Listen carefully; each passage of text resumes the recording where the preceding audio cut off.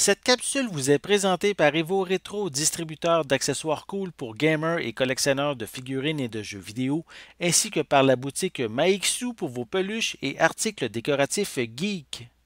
Hey bonjour, ici Sébastien, j'espère que ça va bien. Aujourd'hui, je vous parle de la fameuse tablette Fire HD 10 de Amazon, la version ici 2021, la 11e génération pour cette tablette-là, mais en fait pour la gamme Fire des tablettes Fire.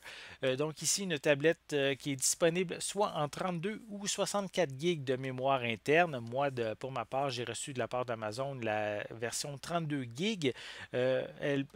Pour ceux que ça intéresse, c'est un prix quand même assez intéressant de 199 dollars. Donc, une tablette vraiment qu'on peut considérer comme en entrée de gamme au niveau des tablettes, mais tout dépendant de l'utilité que vous en faites, comme moi, je l'utilise principalement pour le divertissement et ben, elle fait vraiment le travail. Donc, je vais vous montrer un peu à quoi ressemble cette fameuse tablette lorsqu'on l'ouvre. Voici un petit peu à quoi ressemble le design. En fait, lorsqu'on la démarre la première fois, on doit évidemment, puisque c'est une tablette Amazon, se connecter avec son compte Amazon. Donc, si on n'en a pas un, mais oui, évidemment, il faut en créer un. Ça prend, je dirais, une dizaine de minutes en tout pour vraiment créer le compte et être prêt pour l'utiliser. Donc, au niveau des applications, on doit passer par le App Store d'Amazon, donc la boutique d'Amazon directement. On retrouve pour le divertissement, en tout cas, la majorité des applications les plus courantes comme Netflix, Disney+, Amazon Prime, qui, elle, était déjà installée par défaut.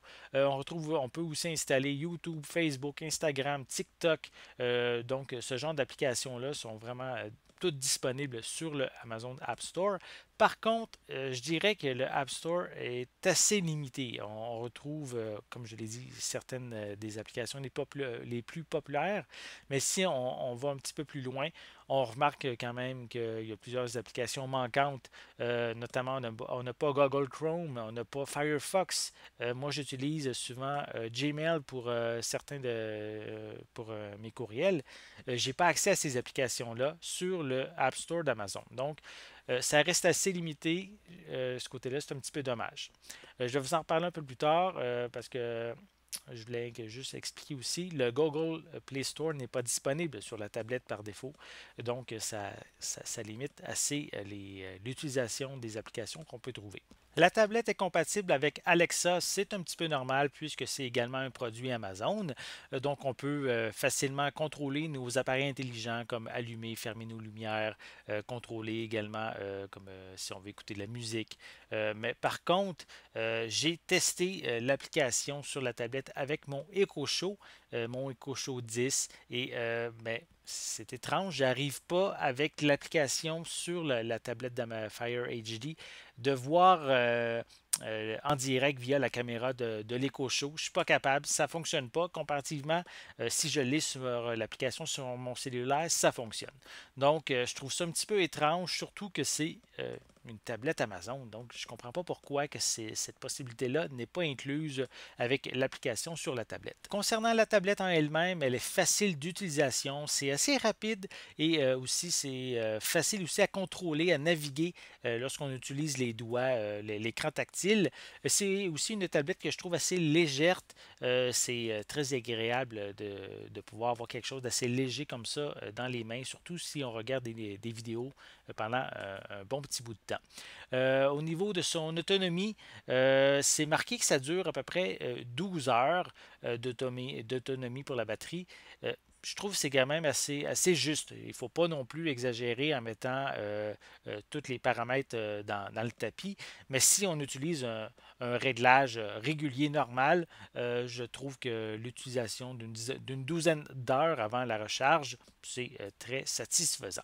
On peut aussi connecter un clavier avec la tablette. Je n'ai pas ce clavier-là, malheureusement, mais c'est quelque chose qui peut être intéressant si on veut avoir pseudo-ordinateur ou si vous préféré justement utiliser un clavier pour pouvoir peut-être écrire des textes parce qu'on peut aussi avoir certains logiciels de traitement de texte sur la tablette, notamment lorsque je l'ai installé, Microsoft Office était accessible, donc on peut utiliser par exemple Word pour écrire des lettres, donc avec un clavier ça peut être très pratique, mais il faut l'acheter séparément. Je l'ai mentionné un peu plus tôt, on peut avoir soit 32 ou 64 gigs de mémoire interne, mais on peut en ajouter avec une carte micro SD qu'on peut insérer sur le côté, avoir jusqu'à 1 Tera d'espace mémoire. Donc, c'est quand même un espace très important.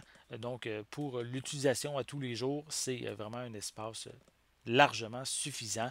On a aussi 2 caméras qui sont incluses. On a une caméra avant et évidemment une caméra arrière. Donc, celle avant est de 2 mégapixels, celle arrière de 5 mégapixels. C'est évidemment pas les meilleures caméras qu'on peut retrouver sur le marché. Par contre, pour faire de la vidéoconférence, 2 mégapixels, c'est amplement suffisant. Pour faire des petites vidéos peut-être temporaires, sans nécessairement être professionnel, la caméra arrière de 5 mégapixels, c'est correct aussi.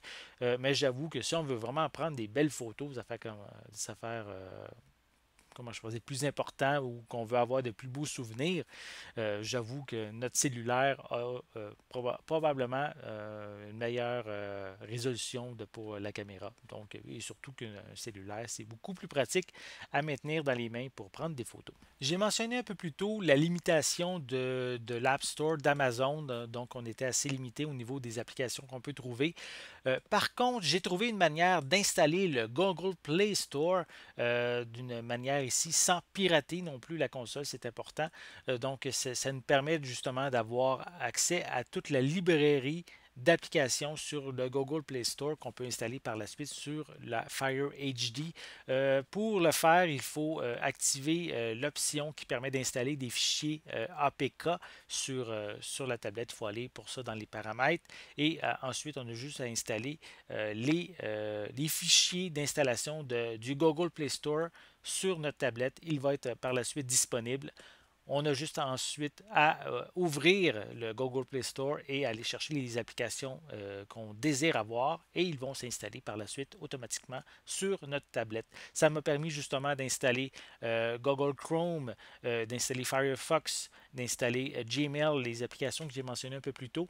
Donc, ça me permet de les utiliser sans contrainte sur ma tablette Fire HD. C'est juste que par défaut, cette option-là n'est pas disponible. Il faut travailler un petit peu, chercher un petit peu sur le web pour savoir comment l'installer correctement. Je vais faire une vidéo éventuellement par rapport à ça pour vous montrer comment on installe justement le Google Play Store sur la tablette Fire HD. Donc, en gros, la tablette Fire HD 10 de Amazon, la version 2021, la version de la 11e génération en fait, et une tablette que je trouve vraiment intéressante, même si c'est une tablette qu'on pourrait dire d'entrée de gamme. C'est un modèle ici très intéressant avec un prix très intéressant de 199 qui peut faire vraiment amplement l'affaire, je dirais, pour la majorité des gens qui utilisent une tablette pour aller sur le web, regarder des courriels, des vidéos. Elle fait ça très bien. Elle va le faire aussi assez rapidement. En plus d'avoir une tablette légère, elle répond bien justement aux commandes avec les doigts. Ça m'est déjà arrivé dans le passé d'utiliser certaines tablettes bas de gamme et je trouvais que la navigation était assez ardue, tandis que ici c'est le contraire. Je suis vraiment étonné de la qualité de la tablette. Je sens que Amazon est assez féroce dans ses prix pour essayer d'avoir une part de marché et ben, j'y souhaite vraiment parce que la tablette vaut vraiment la peine. J'espère que vous avez aimé cette vidéo. Si c'est le cas, n'hésitez pas à mettre un pouce en l'air, à laisser des commentaires. Dites-moi justement, est-ce que vous pensez vous procurer la tablette d'Amazon, la Fire HD 10? Donc, si c'est le cas, ben, laissez-moi vos commentaires aussi si vous l'avez essayé dans les commentaires qu'on peut avoir, que vous pouvez ajouter plutôt en dessous de la vidéo. N'oubliez pas non plus de vous abonner à ma chaîne afin de rester à l'affût de mes prochaines capsules. En attendant, je vous souhaite une bonne journée, une bonne soirée et je vais être de retour très bientôt. À la prochaine!